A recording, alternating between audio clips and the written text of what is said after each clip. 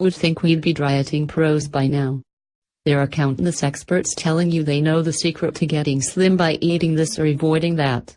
And then there's the old calories in versus calories out equation that seems so simple at the surface, but is much harder when put in practice.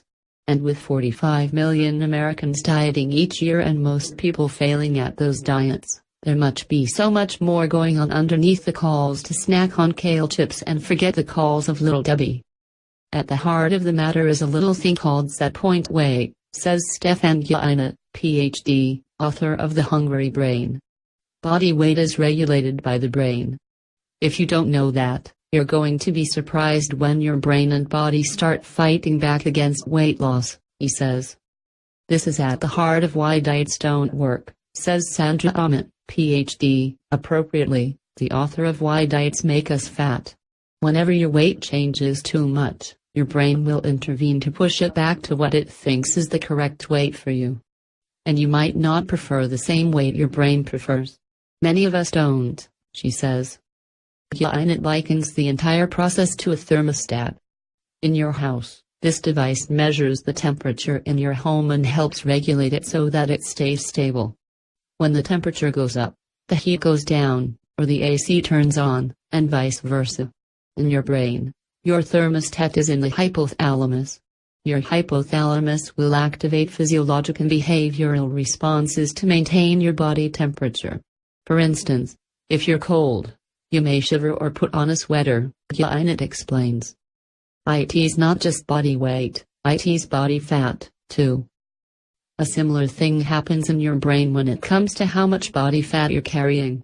Your brain measures the level of body fat using leptin, a hormone that's secreted in your bloodstream in proportion to the amount of fat you carry, says Guyaina.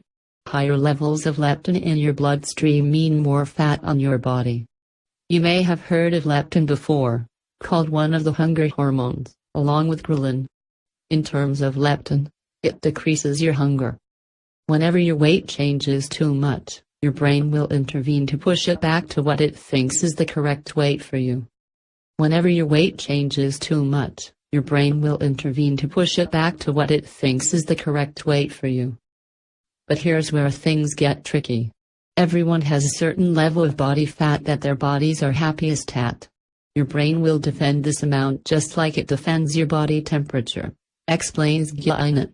As you lose weight, the amount of leptin in your bloodstream drops, and that's where the trouble starts. It sends a signal to your brain to help you fight to bring that fat back. Of course, that's the exact opposite effect that you're going for. But it's hard to beat out biology.